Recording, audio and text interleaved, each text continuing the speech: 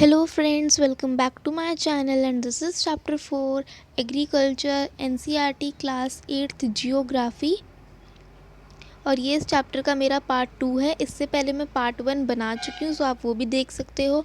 और पार्ट 1 के अंदर जो है हमने टाइप्स ऑफ फार्मिंग तक क्लियर कर लिया था, जिसके अंदर सब्सिस्टेंस फार्मिंग और कमर्शियल फार्मिंग आती। तो हमने अभी तक सिर्फ जो है सब्सिस्टेंस फार्मिंग ही क्लियर करा था, जो कि 2 पार्ट्स में डिवाइड हो जाती है आगे जाके, इंटेंसिव सब्सिस्टेंस में और प्रिमिटिव सब्सिस्टेंस में। ठीक है, तो हमने ये भी पढ़ लिए थे। और प्रिमिटिव सब्सिस्टेंस एग्रीकल्चर जो है वो भी 2 पार्ट्स में डिवाइड होता है, शिफ्टिंग कल्टीवेशन और नोमैडिक हर्डिंग में। तो हम यहाँ तक कर चुके थे, अब हम कमर्शियल फार्मिंग से करते हैं। तो हमारी सब्सिस्टेंस फार्मिंग और कमर्शियल फार्मिंग के अंदर क्या डिफरेंस होता है, क्या फ़र्क होता है। तो subsistence agriculture is when crops and animals are produced by a farmer to feed their family with little surplus left for selling।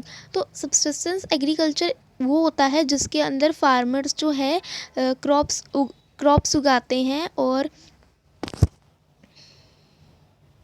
और एनिमल्स को रेयर्ड करते हैं ताकि वो अपनी फैमिली की नीड को पूरा कर सके। इसके अंदर फार्मर एक छोटे लैंड पे ही अपनी फार्मिंग करता है अपनी फैमिली मेम्बर्स के हेल्प से। सो वो क्रॉप्स उगाता है और एनिमल्स रेयर्ड करता है, मतलब कि एनिमल्स से वूल, मिल्क, मीट उन्हें मिलता है, तो उसे रेयरिंग ऑफ एनिमल्स कहते हैं। एनिमल्स को रेयर्ड करता है और क्रॉप्स उगाता है इस छोटे से प्लॉट ऑफ लैंड पे, ताकि वो अपनी फैमिली की जो है नीड्स को पूरा कर सके। ठीक है। और कमर्शियल फार्मिंग क्या होती है। Commercial agriculture is when crops and animals are produced with the intention of selling. Commercial farming के अंदर फार्मर जो है एक बड़े से लैंड के ऊपर काफ़ी सारे लेबर के साथ अपनी क्रॉप्स उगाता है ताकि वो जो है उस क्रॉप्स को जाके मार्केट में बेच सके। तो सब्सिस्टेंस फार्मिंग के अंदर वो अपनी फैमिली के लिए उगाता है और कमर्शियल के अंदर वो बड़े लैंड पे उगाता है ताकि वो उसको मार्केट में सेल आउट कर सके। ठीक है। Commercial agriculture is when crops and animals are produced with the intention of selling. और एनिमल्स को भी वो तभी रेयर करता है ताकि वो उनकी जो वूल, मीट जो भी उन्हें उनसे मिलेगा, मिल्क, उसे सेल आउट कर सके मार्केट के अंदर। In commercial farming, crops are grown and animals are reared for sale in the market। तो मैंने आपको भी ये समझाया है। The area cultivated and the amount of capital used is large। जो भी एरिया कल्टिवेटेड होता है, जो भी एरिया यूज़ होता है वो लार्ज होता है, बड़ा होता है। Most of the work is done by machine. ज़्यादातर जो काम है वो मशीन से ही करा जाता है। Commercial farming includes commercial grain farming, mixed farming और plantation agriculture. Commercial farming include करती है कमर्शियल ग्रेन फार्मिंग को, मिक्स्ड फार्मिंग को और प्लांटेशन एग्रीकल्चर को। In commercial grain farming crops are grown for commercial purpose. Commercial grain farming के अंदर जो है क्रॉप्स ग्रो करे जाते हैं, क्रॉप्स जो हैं उगाए जाते हैं, फसलें उगाई जाती हैं कमर्शियल यूज़ के लिए। ठीक है। Wheat and maize are common commercially grown grains. Wheat और मेज़ ऐसे 2 कॉमन क्रॉप्स हैं, ऐसे 2 कॉमन फसलें हैं जो कि ग्रो करी जाती है कमर्शियली ग्रोन ग्रेन्स। ठीक है, ये कमर्शियली ग्रोन ग्रेन्स है। ठीक है। Major areas where commercial grain farming is practice are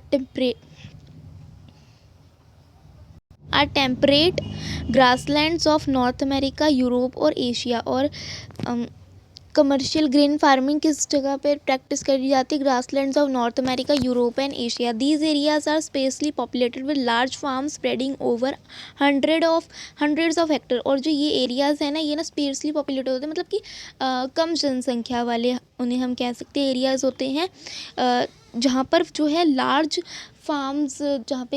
farms अपने क्रॉप्स उगाने के लिए हैं, जो कि कितने उस तक स्प्रेड हो रखे हैं, कितने एरिया तक वो हैं, हंड्रेड्स ऑफ हेक्टर्स तक। ठीक है। और जो है सीवरी विंटर्स रिस्ट्रिक्ट करती हैं ग्रोइंग सीज़न, और वहाँ पे सिर्फ जो है उस सीज़न के अंदर जो है सिंगल क्रॉप ही ग्रो करा जा सकता है। अब आता है mixed farming. In mixed farming the land is used for growing food and fodder crops. In mixed farming, the land is used for growing food and fodder crops and rearing livestock। तो mix farming के अंदर land use करा जाता है food के लिए, fodder crops के लिए और रेयरिंग ऑफ लाइफ स्टॉक्स के लिए। It is practice in Europe, eastern USA, Argentina, south east Australia, New Zealand and South Africa. और वो कहाँ पर करी जाती हैं ये मिक्स्ड फार्मिंग।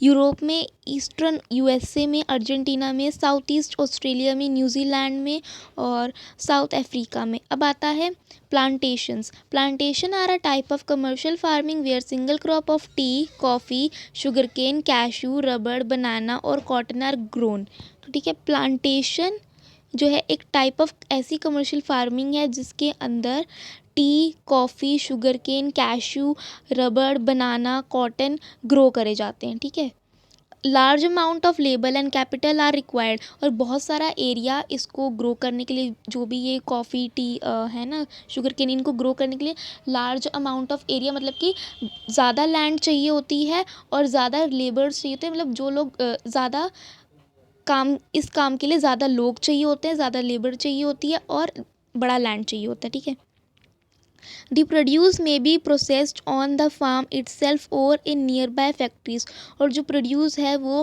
प्रोसेस कहाँ पर उसको बनाया जाता है, प्रोसेस करा जाता है ऑन दी फार्म, फार्म में ही करा जाता है, या फिर जो नियर बाय, जो पास की फैक्ट्रीज़ है वहाँ पर जो भी जो भी प्रोसेस करा जाता है, जो भी इसका प्रोसेस होता है इसको करने का, इसको उगाने का, वो या तो पास की फैक्ट्रीज़ में करा जाता है या तो फिर फार्म्स में ही करा जाता है जहाँ पे हम इसे ग्रो करें। ठीक है, the development of a transport network is दस इंटेंशनली फॉर सच फार्मिंग, और डेवलपमेंट हमारे ट्रांसपोर्ट नेटवर्क का वो ज़रूरी है इस टाइप की फार्मिंग के लिए। Major plantation are found in the tropical regions of the world, और मेजर प्लांटेशन फाउंड करी जाती है कहाँ पर, tropical regions of the world में, tropical regions of the world. Rubber in Malaysia, coffee in Brazil, tea in India and Sri Lanka are some example. ठीक है, रबड़ मलेशिया के अंदर, कॉफ़ी ब्राज़ील के अंदर और टी इंडिया के अंदर और श्रीलंका के अंदर भी, ये कुछ इस मेजर प्लांटेशन के एग्जाम्पल हैं। और मेजर प्लांटेशन कहाँ फाउंड करी जाती है, tropical regions of the world में। ठीक है, वो कुछ एरियाज़ हैं। Major crops are large variety of crops are grown to meet the requirement of growing population, ज़्यादा वेराइटी के बहुत सारे क्रॉप्स ग्रो करे जाते हैं ताकि जो हमारी पॉपुलेशन है, जनसंख्या है, उसकी जो है डिमांड, उसकी जो रिक्वायरमेंट है, ज़रूरत पूरी हो सके। Crops also supply raw materials for agro based industry, और जो क्रॉप है वो सप्लाई करे जाते हैं किस चीज़ के लिए, एग्रो बेस्ड इंडस्ट्रीज़ के लिए भी। Major food crops are wheat, rice and millets, और मेन जो क्रॉप्स होते हैं इसके अंदर वो होते हैं वीट, राइस, मेज़ और मिल्ट्स। ठीक है, चावल, मकई, ये सब। Jute and cotton are fibre crops, और जूट और एक सेकेंड, जूट और कॉटन क्या है, फाइबर क्रॉप्स हैं।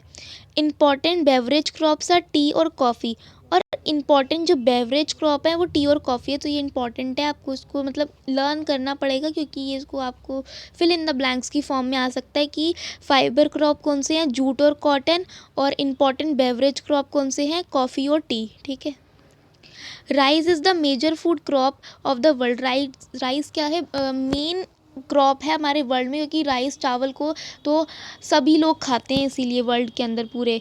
ठीक है, it is the staple diet of tropical and सब ट्रॉपिकल रीजन्स, और एक स्टेपल डाइट है ट्रॉपिकल और सब ट्रॉपिकल रीजन्स की। स्टेपल डाइट का मतलब क्या है कि ऐसा खाना जो हम रोज़ खाते हैं अपने रूटीन में। ठीक है, तो ये एक स्टेपल डाइट है ट्रॉपिकल और सब ट्रॉपिकल रीजन्स की।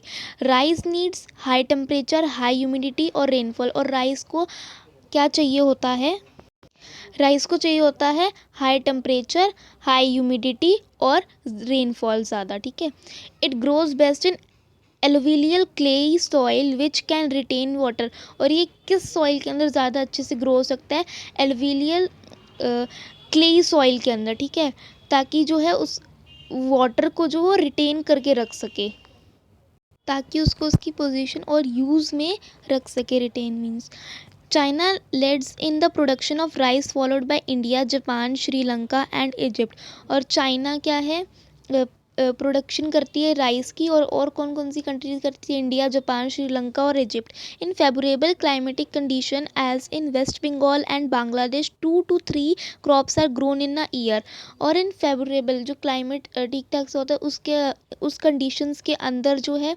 वेस्ट बंगाल और बांग्लादेश 2 से 3 क्रॉप को ग्रो करते हैं एक ईयर में। तो this is also very important कि वेस्ट बंगाल और बांग्लादेश ग्रो करते हैं 2 to 3 crops in a year. कब करते हैं? जब वहाँ का क्लाइमेट जो है थोड़ा फेवरेबल सा होता है, जब conditions of climate is favourable, ठीक ठाक सा, उस क्लाइमेट में उन्हें अपनी एक एडवांटेज हो सके। फेवरेबल क्लाइमेट का मतलब उसमें उस क्लाइमेट के अंदर उन्हें थोड़ी एडवांटेज हो सके अपनी, और वो ठीक होता है उसके लिए। तो वेस्ट बंगाल और बांग्लादेश 2 से 3 क्रॉप ग्रो करते हैं ईयर में। Wheat requires moderate temperature and rainfall during growing season and bright sunshine at time of harvest। तो वीट की क्या ज़रूरत है उसको, जब वो ग्रो होता है तो उसकी क्या ज़रूरत है, उसकी क्या रिक्वायरमेंट्स है? मॉडरेट, एकदम ठीक टेम्परेचर, और ठीक है, वीट को रिक्वायर है एकदम ठीक टेम्परेचर ग्रो करने के लिए, और ज़्यादा रेनफॉल। जब जब वो ग्रो हो रहा होता है ना वीट, तो उसको ज़्यादा रेनफॉल की ज़रूरत है जब वो ग्रो हो रहा होता है, ठीक है।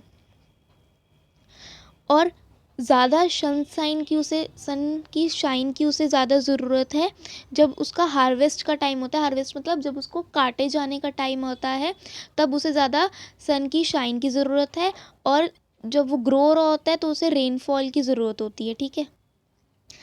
It thrives best in well drained Lumi soil, और वो किसके अंदर अच्छे से ग्रो कर सकता है? लूमी सॉइल के अंदर। Wheat is grown extensively, wheat कहाँ पर ज़्यादा ग्रो करा जाता है? USA, Canada, Argentina, Russia, Ukraine, Australia and India के अंदर। In India it is grown in winter, और इंडिया के अंदर उसे कब ग्रो करा जाता है? विंटर्स के अंदर। Miles, they are also known as coarse grains and can be grown on less fertile and sandy soil। और मिल्ट्स क्या होते हैं? एक कोरस ग्रेन होते हैं जिसको हम ग्रो कर सकते हैं लेस फर्टिलिटी वाली सॉइल पे और सैंडी सॉइल पे, ठीक है, माइल्ड्स को। आप यहाँ पे देख सकते हो कैसे बनाना प्लांटेशन हो रहा है, राइस की कल्टीवेशन देख सकते हो कैसे हो रही है, तो उससे आपको भी आइडिया रहेगा। वीट हार्वेस्टिंग कैसे हो रहा है जब वीट को काटे जाने का टाइम होता है, और बाजरा की कल्टीवेशन कैसे हो रही है, ठीक है। तो वो एक कोरस ग्रेन है जो कि माइल्ड्स, जो कि ग्रो हो सकता है लेस फर्टिलिटी और सैंडी सॉइल में। It is a hardy crop that needs low rainfall and high to moderated temperature and adequate rainfall. तो इस क्रॉप को क्या चाहिए होती, तो ये क्रॉप क्या होता है? एक हार्डी क्रॉप होता है जिसको कम रेनफॉल चाहिए होती है और ज़्यादा मॉडरेटेड टेम्परेचर चाहिए होता है और एडिक्वेट रेनफॉल चाहिए होती है। Jowar, bajra and ragi are grown in India. ज्वार, बाजरा और रागी कहाँ पर ग्रो करे जाते हैं? इंडिया के अंदर। Other countries are Nigeria, China और नीगरी नाइगेर। और कुछ और कंट्रीज़ जिसके अंदर ग्रो करा जाता है वो है नाइगीर, चाइना और नाइजीरिया। मेज़ requires moderated temperature, rainfall and lots of sunshine. मकई को ग्रो करने के लिए मॉडरेटेड सही टेम्परेचर चाहिए होता है, रेनफॉल चाहिए होती है और ज़्यादा सनशाइन चाहिए होती है। It needs well drain fertile soil, और उसको वेल ड्रेन फर्टाइल सॉइल चाहिए होती है। और मेज़ ग्रो होता है north America, Brazil, China, Russia और कनाडा और इंडिया एंड मेक्सिको के अंदर। अब आता है cotton. Cotton requires high temperature, light rainfall, 210 Frost free days and bright sunshine for it grows. अब कॉटन को ग्रो करने के लिए चाहिए होता है एकदम ज़्यादा हाई टेम्परेचर चाहिए होता है, और हल्की सी बारिश चाहिए होती है, और 210 फ्रोस्ट फ्री डेज चाहिए होते हैं, और bright sunshine for its growth. मतलब कि जो फ्रोस्ट फ्री डेज मतलब in days in which temperature is not too less, ठीक है, और ज़्यादा सनशाइन चाहिए होती है उसकी ग्रोथ के लिए। It grows best on black and alluvial soil, और वो ज़्यादा अच्छे से ग्रो होता है ब्लैक और एलुवियल सॉइल में। और China, USA, India, Pakistan, Brazil और इजिप्ट इसके लीडिंग प्रोड्यूसर्स हैं। किसके? कॉटन के leading producers. It is one of the main raw material for the cotton textile industry, और एक ये मेन रॉ मटेरियल है, कच्चा मटेरियल है किसके लिए? कॉटन टेक्सटाइल इंडस्ट्रीज़ के लिए। Jute was also known as golden fibre. अब हम जूट को क्या बोल के बुलाते हैं? Golden fibre. This is very important. It grows well on alluvial soil and requires high temperature, heavy rainfall and humid climate. और वो ग्रो होता है अच्छे से ज़्यादा एलुवियल सॉइल पे और रिक्वायर करता है ज़्यादा हाई टेम्परेचर और बहुत ज़्यादा मात्रा में रेनफॉल को और ह्यूमिड क्लाइमेट को। This crop is grown in tropical areas और ये क्रॉप है ना वो ट्रॉपिकल एरियाज़ के अंदर ग्रो होता है, जैसे कि इंडिया और Bangladesh are the leading producer of jute. तो इंडिया और जो बांग्लादेश हैं वो लीडिंग प्रोड्यूसर हैं जूट के। Coffee requires warm and wet climate and well drain loamy soil. Coffee require करती है गर्म और थोड़ा गीला क्लाइमेट और वेल ड्रेन लूमी सॉइल को। High slope are more suitable for growth of this crop. और ऊंचे जो स्लोप्स होते हैं ना थोड़े वो ज़्यादा इसके लिए सही होते हैं ग्रो करने के लिए कॉफ़ी को, थोड़े हिली एरियाज टाइप। ठीक है। Brazil is the leading producer followed by Colombia and India. Brazil क्या है इसका लीडिंग प्रोड्यूसर है और कोलंबिया और इंडिया भी। T is beverage crop grown on plantations. और टी एक बेवरेज क्रॉप है grown in plantation. This requires cool climate and well distributed high rainfall throughout the year for growth of its tender leaves। और ये require करता है एकदम ठंडा climate और अच्छे से रेनफॉल जो है होए सारे साल। ठीक है, इसकी ग्रोथ के लिए, इसकी टेंडर लीव्स की ग्रोथ के लिए। It needs well drain loamy soil and gentle slopes. और इसको अच्छी लूमी सॉइल चाहिए होती है और जेंटल स्लोप्स चाहिए होते हैं एकदम perfect. Labour in large number is required to pick the leaves. और ज़्यादा लोग चाहिए होते हैं इसकी लीव्स को उठाने के लिए। Kenya, India, China, Sri Lanka produce the best quality tea in the world. और Kenya, India, China, Sri Lanka produce करते हैं सबसे अच्छी क्वालिटी की टी की वर्ल्ड में। अब हम इसका आगे का नेक्स्ट वीडियो में करेंगे जो कि एग्रीकल्चर डेवलपमेंट। सो वीडियो कैसे लगा हो ज़रूर बताइएगा, शेयर कीजिएगा, कमेंट कीजिएगा, लाइक कीजिएगा और चैनल को सब्सक्राइब ज़रूर कीजिएगा। Bye bye.